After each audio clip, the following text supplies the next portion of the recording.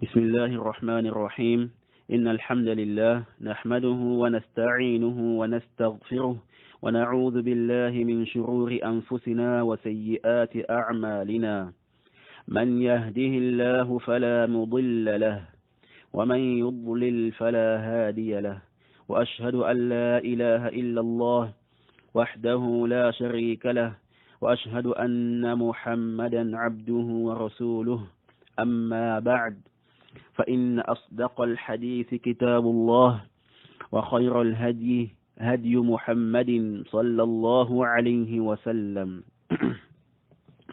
وشر الأمور محدثاتها وكل محدثة بدعة وكل بدعة ضلالة وكل ضلالة في النار. Cette louange appartient à Allah. Nous le louons et nous implorons son secours et son pardon.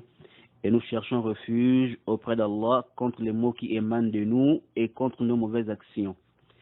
Celui qu'Allah guide, personne ne peut l'égarer. Et celui qu'Allah égare, personne ne peut le guider. Et j'atteste qu'il n'y a aucune divinité digne d'être adorée en dehors d'Allah subhanahu wa ta'ala, seul, sans aucun associé. Et j'atteste que Muhammad sallallahu alayhi wa sallam est son serviteur et son messager. Certes, la plus véridique des paroles est le livre d'Allah, et certes, la meilleure guidée est celle de Muhammad sallallahu alayhi wa sallam. Les pires des choses sont les nouvelles inventions. Et toute nouvelle invention est une innovation, et toute innovation est égarement. Et tout égarement conduit à l'enfer. Non. Alhamdulillah, on se retrouve aujourd'hui, une fois de plus, toujours avec la première partie de notre introduction, qui est consacrée au sujet de la mise en garde. Naam. Dans l'audio précédent, nous avons apporté quelques versets coraniques prouvant que cela fait partie du din. Et nous avons apporté les propos de quelques gens des tafsirs pour prouver la compréhension des salafs par rapport à ces versets et que nous n'inventons rien, walillahi alhamd. Alors aujourd'hui, nous allons poursuivre dans le même sens, sauf que cette fois-ci, nous allons apporter bi'iznillahi ta'ala quelques ahadiths et quelques paroles des savants pour confirmer que les mises en garde contre les gens des bid'ah et les gens qui ont des mauvaises conceptions fait partie du din. Et bifadlillahi ta'ala, nos shuyukh nous ont toujours appris qu'il ne faut jamais parler sans preuve. Ils nous ont toujours appris qu'il ne faut jamais parler sans preuve. Et c'est ça le manhaj des salaf. Justifier tout ce que tu dis, contrairement au manhaj de ceux-là, alladhina yufsiduna fil ardi wa la yuslihun. Le manhaj de ceux qui sèment le désordre sur la terre et n'améliorent rien. Ils ne font que des affirmations gratuites, mais aucune preuve à ce qu'ils disent. Naam. أقول مستعينا بالله يقول النبي صلى الله عليه وسلم إن أخوف ما أخاف على أمتي الأئمة المضلون رواه الإمام أحمد والترمذي والدارمي وغيرهم وصححه الشيخ ناصر الدين الألباني رحمه الله تعالى في صحيح الجامع. Donc, le prophète sallallahu alayhi wa sallam dit: la chose que je crains le plus pour vous, la chose que je crains le plus pour ma communauté, ce sont les imams égareurs. La chose que je crains le plus pour ma communauté, ce sont les imams égareurs. Donc, ici le prophète sallallahu alayhi wa sallam, il nous met en garde contre qui? Contre les imams égareurs. Naam. Et l'imam al-Bukhari et l'imam Muslim, rahimahumallahu ta'ala, ont rapporté dans leurs deux sahih من حديث القاسم ابن محمد عن عائشة رضي الله تعالى عنها قالت: تلا رسول الله صلى الله عليه وسلم هذه الآية: هو الذي أنزل عليك الكتاب منه آيات محكمات هن أم الكتاب وأخر متشابهات فأما الذين في قلوبهم زيغ فيتبعون ما تشابه منه ابتغاء الفتنة وابتغاء تأويله وما يعلم تأويله إلا الله والراسخون في العلم يقولون آمنا به كل من عند ربنا وما يذكر إلا أولو الألباب.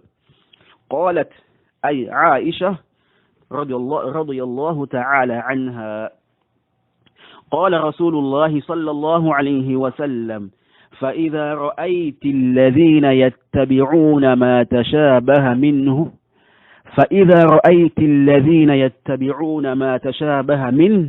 فأولئك الذين سمى الله فاحذروهم. Donc, il a été rapporté dans le Sahih Bukhari et le Sahih Muslim d'après Aïcha radiallahu ta'ala anha qui dit que le prophète sallallahu alayhi wa sallam a lu ce verset, donc le verset de la sourate Ali Imran que nous avons mentionné dans l'audio précédent. Elle dit que le prophète sallallahu alayhi wa sallam a lu ce verset. Donc, c'est lui qui a fait descendre sur toi le livre. Il s'y trouve des versets sans équivoque qui sont la base du livre et d'autres versets qui peuvent prêter à d'interprétations diverses. Les gens qui ont dans leur cœur une inclinaison vers l'égarement mettent l'accent sur les versets équivoques, cherchant la dissension en essayant de leur trouver une interprétation alors que l'on connaît l'interprétation à part Allah. Mais ceux qui sont bien enracinés dans la science disent « Nous y croyons, tout est de la part de notre Seigneur. » Mais seuls les doués d'intelligence s'en rappellent. Aïcha radiallahu ta'ala anha dit que le prophète a dit, après avoir lu ce verset, si tu vois ceux qui suivent ce qui est équivoque, ce sont eux qu'Allah a mentionnés, prenez donc garde. Donc le prophète dit, si tu vois ceux qui suivent ce qui est équivoque, ce sont eux qu'Allah a mentionnés, prenez donc garde. قال الحافظ النووي رحمه الله تعالى في شرحه لصحيح مسلم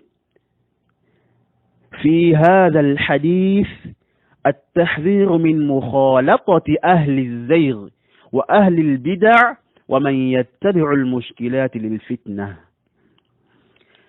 L'imam An-Nawawi rahimahullah ta'ala dans son commentaire du Sahih Muslim dit il y a dans ce hadith une mise en garde contre le fait de se mélanger avec les gens qui dévient et les gens de l'innovation et ceux qui suivent les problèmes pour s'aimer le trouble. نعم. الإمام مسلم رحمه الله تعالى روى في مقدمة صحيحه باب النهي عن الرواية عن الضعفاء والاحتياط في تحملها. قال رسول الله صلى الله عليه وسلم سيكون في آخر أمتي ناس يحدثونكم بما لم تسمعوا أنتم ولا آباؤكم فإياكم وإياهم. نعم. L'imam Muslim a rapporté dans l'introduction de son Sahih au chapitre l'interdiction de rapporter des rapporteurs faibles et de prendre des précautions dans le fait d'acquérir ces rapportages-là. Il dit que le prophète sallallahu alayhi wa sallam a dit il y aura à la fin des temps des gens qui vous parleront des choses que vous n'avez jamais entendues, vous et vos pères.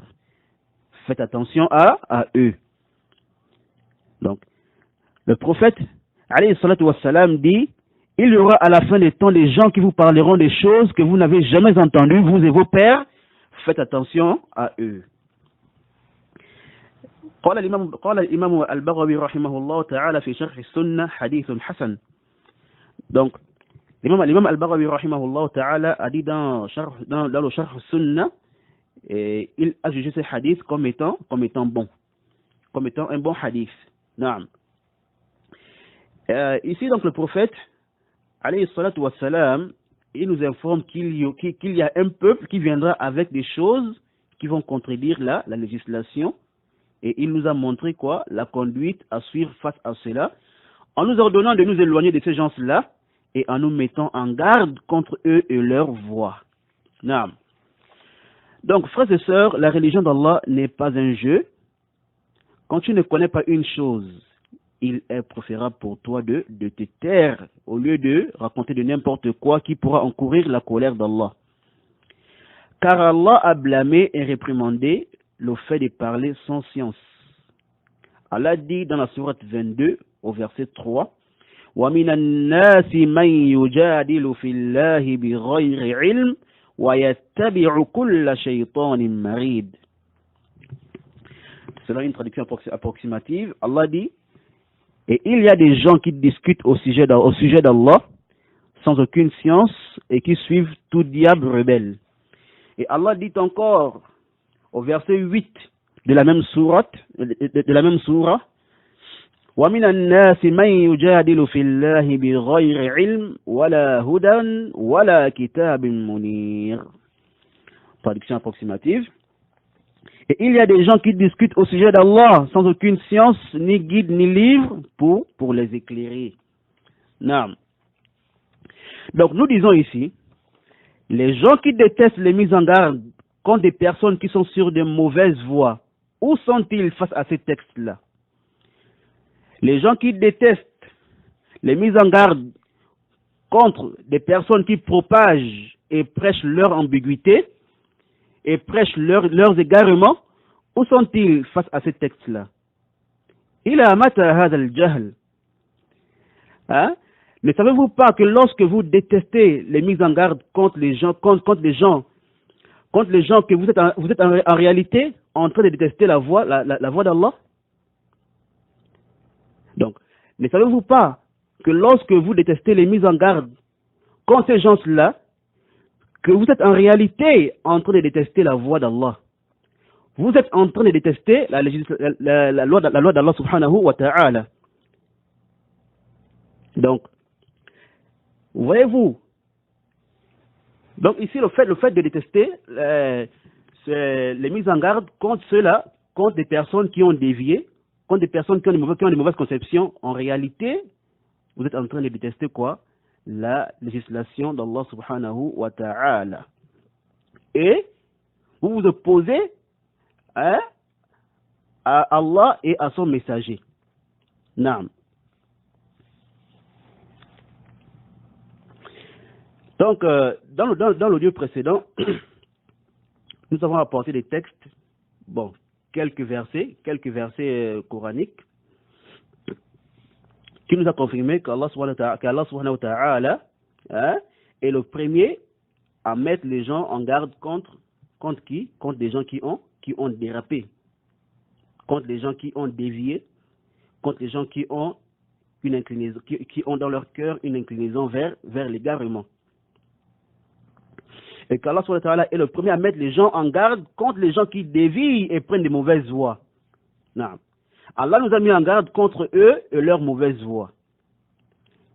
Et nous avons vu qu'Allah nous a recommandé d'ordonner le convenable et d'interdire le blâmable. Non. Et que la mise en garde faisait partie de ça. Et nous avons vu aussi qu'Allah s'est en pris à ceux qui voyaient les gens dans le faux sans pourtant réprimander cela. Non, sans pourtant réprimander cela. Et là encore, nous venons d'entendre les hadiths du prophète, salawatullahi wa salamuhu alayhi, qui lui-même nous met en garde contre les mauvaises voies et contre les personnes égarées.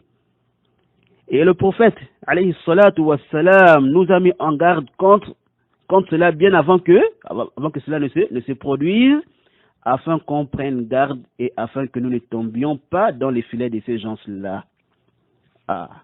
Mais aujourd'hui, nous vivons tout le contraire. Non.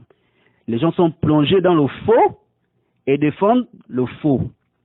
Et blâment ceux qui appliquent la règle d'Allah subhanahu wa ta'ala et de son messager, en s'éloignant de ça et en avertissant les autres pour qu'ils prennent garde de ces gens-là. Donc, pour qu'ils prennent garde des gens qui ont des mauvaises conceptions, des gens des bid'a. Donc, aujourd'hui, toi qui te lèves pour avertir ou pour éclaircir la situation des cas, le cas des gens qui sont égarés, aujourd'hui, les gens, lorsque tu fais ça, les gens s'en prennent à toi. Subhanallah. Ma hadha al-mizan al-ma'akus.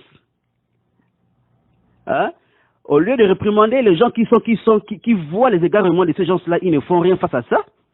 Mais par contre, on vient blâmer celui qui fait l'effort de mettre les gens en garde contre ces mauvaises voies-là. نعم.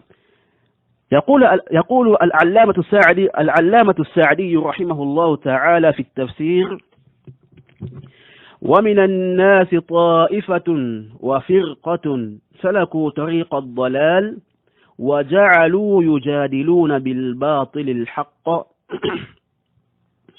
يريدون إحقاق الباطل وإبطال الحق والحال أنهم في غاية الجهل ما عندهم من العلم شيء وغاية ما عندهم تقليد أئمة الضلال من كل شيطان مريد متمرد على الله وعلى رسله معاند لهم قد شاق الله ورسوله وصار من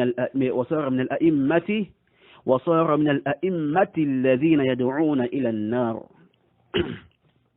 Donc, le Cheikh Sa'di rahimahullah ta'ala dit: il y a parmi les gens un groupe et une secte qui ont emprunté le chemin de l'égarement.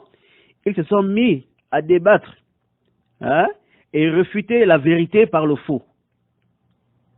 Donc, il dit: il y a parmi les gens un groupe et une secte qui ont emprunté le chemin de l'égarement.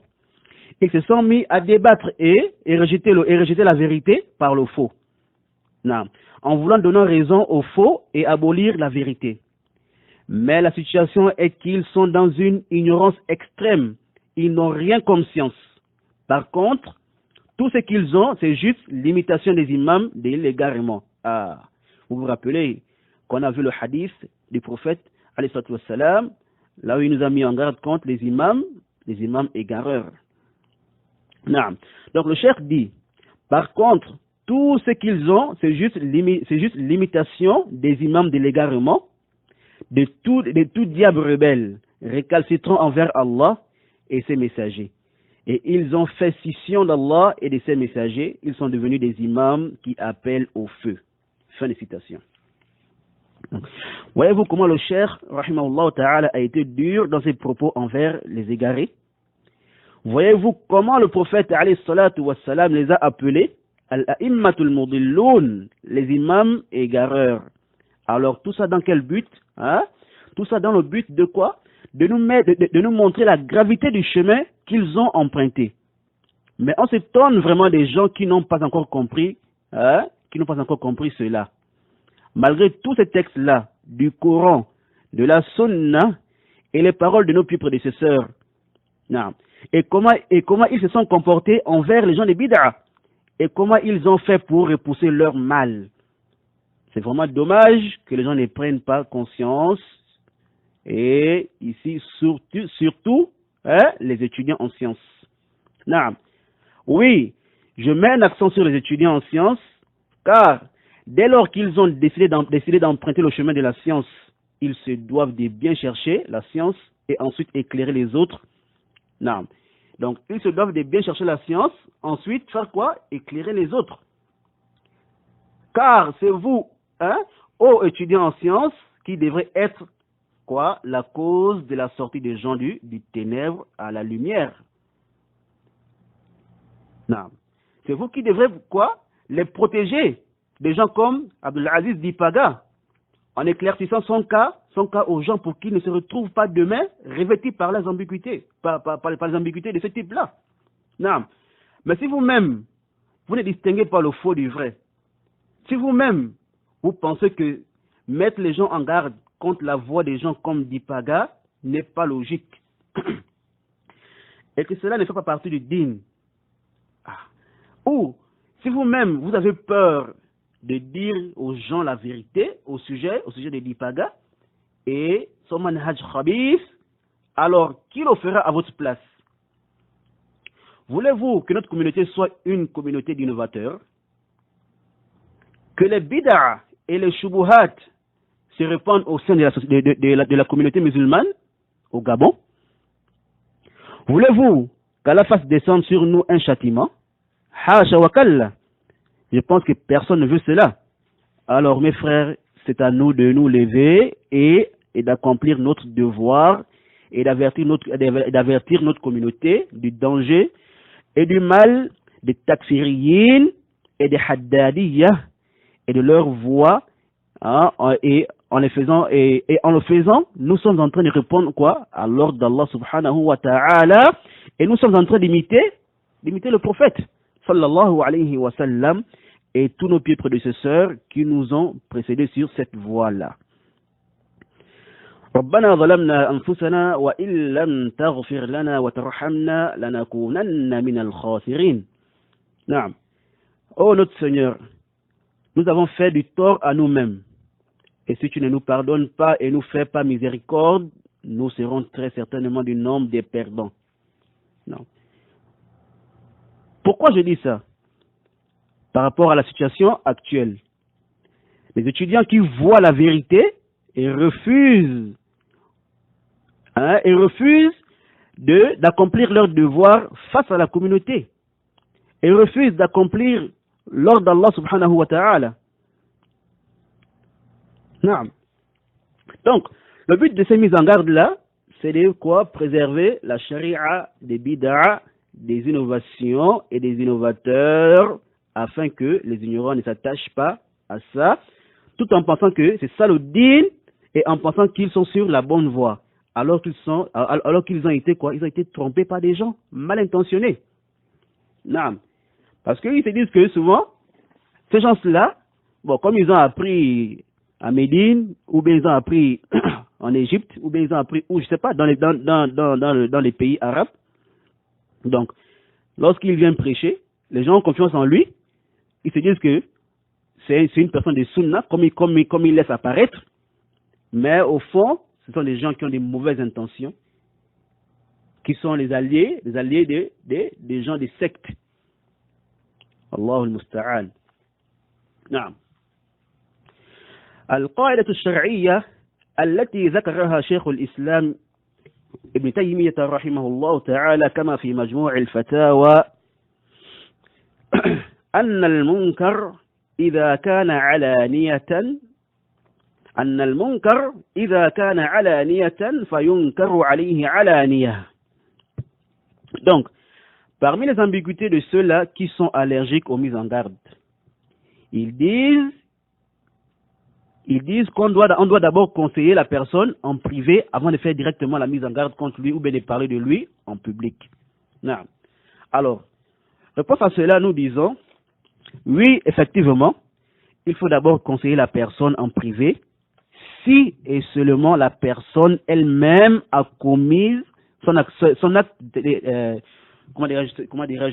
réprimandable en privé ou en cachette et ne l'a pas publié et n'appelle pas les gens vers cela.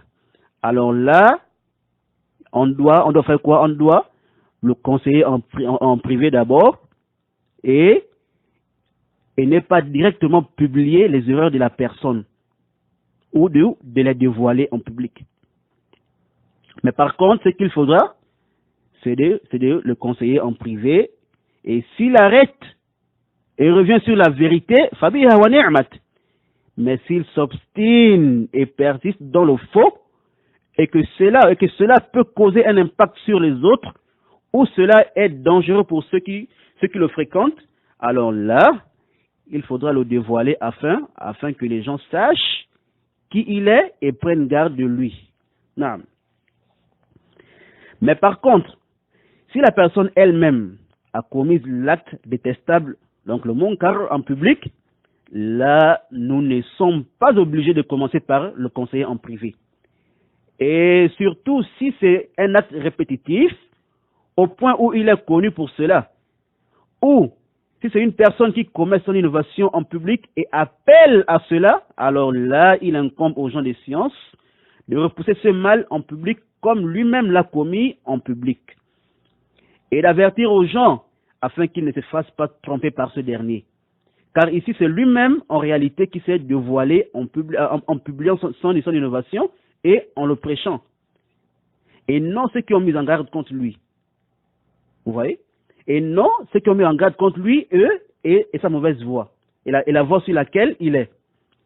C'est pourquoi le cheikh l'Islam, Ibn Taymiyyah rahimahullah ta'ala, a dit, a mentionné cette règle, hein, comme il a été rapporté de lui dans le Majmou' al-Fatawa, il dit, si le blâmable est commis, il dit que si le blâmable est commis, là, ici, comme on a vu ici en arabe, أن المنكر إذا كان علانية فينكر عليه علانية. Donc il dit, si le blâmable est commis publiquement, cela doit être réfuté et blâmé publiquement aussi. Non. Donc si le blâmable est commis, ou bien si un acte réprimandable est commis publiquement, donc on doit aussi faire quoi? On doit réfuter et blâmer publiquement aussi. Non. Mais attention, cette règle ne concerne pas les autorités, les autorités et les gouverneurs. Donc cette règle ne concerne pas les autorités et les gouverneurs, car eux, on les conseille seulement en privé. Comme le prophète, salawatullahi wa salamuhu alayhi, nous l'a dit dans plusieurs hadiths. Comme par exemple le hadith de Iyad ibn Ghanm al-Fahri, qui dit que le prophète sallallahu alayhi wa sallam a dit Man arada an yansaha lidhi sultan fala yubdihi alaniyatan. رواه أحمد والحاكم والبيهقي وجماعة وصححه الألباني في ظلال الجنة في تخريج السنة لابن أبي عاصم. Donc le prophète sallallahu alayhi wa sallam dit que celui qui veut conseiller une autorité ou une personne qui détient le pouvoir, qu'il ne le fasse pas en public. Donc, ici, quand il s'agit d'une autorité, hein, ici, lorsque une autorité a fait un acte réprimandable, ou bien si l'acte blâmable provient d'une autorité, qu'est-ce qu'on fait? On ne doit pas parler de lui ni directement, ni en parabole. Vous voyez? Et qu'est-ce que dit la règle? La règle dit ici, yunkarul munkar bidouni zikr al-fa'il. Donc, il est possible de faire quoi de juste? Réprimander le fait ou l'acte, mais sans mentionner l'auteur. Et là, il s'agit de qui? De l'autorité. Donc, si, comme on a dit, si une erreur ou bien un acte réprimandable provient d'une autorité, on peut faire quoi? On peut juste réprimander le fait sans mentionner l'auteur. Et en dehors des gens du pouvoir, celui qui commet un acte blâmable en public doit être blâmé aussi en public. Et nous ne sommes pas obligés de commencer par le conseiller en privé, comme nous avons expliqué précédemment. Et comme dit aussi la règle que le cheikh l'Islam Ibn Taymiyyah rahimahullah ta'ala a mentionné. Et aussi par rapport au hadith suscité, on comprend par le mafhum mukhalafa, donc par la compréhension opposée, ici donc on en déduit qu'en dehors d'une autorité, il n'y a pas de mal à réprimander un acte blâmable publiquement et ouvertement. Et les salafus salih et ceux qui les ont suivis sont tous unanimes sur ce point. Naam. Comme il est mentionné dans les textes suivants. Et Inch'Allah ta'ala, nous allons voir ces textes-là, et ils sont nombreux, dans Inch'Allah le prochain audio bi'idhnillahi ta'ala. Wa sallallahu ala nabiyyina Muhammad wa ala alihi wa sahbihi wa sallam.